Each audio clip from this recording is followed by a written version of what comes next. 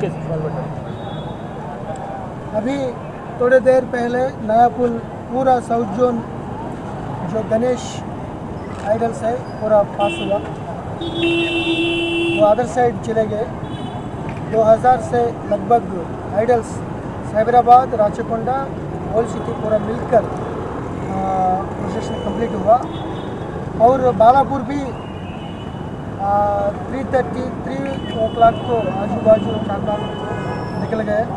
वो नया पुल भी 3:30 को सिटी नंबर बाजार पास चले गए।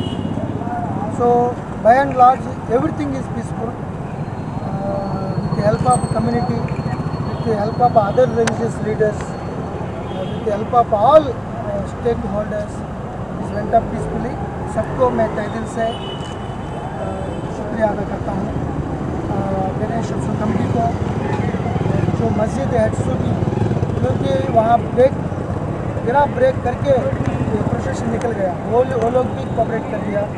ज़्यादा अदर कम्युनिटी लोग भी पार्टिसिपेट कर दिया, पर्टिकुलरली बालापुर आइडल में, चंद्रान गुप्ता में। सो ये Ganesh Bakrid peaceful single incident बिना विदाउट एनी सिंगल इंसिडेंट हुआ। मैं बहुत खुश हूँ। सबको हैदराबाद ईस्ट जोन, साउथ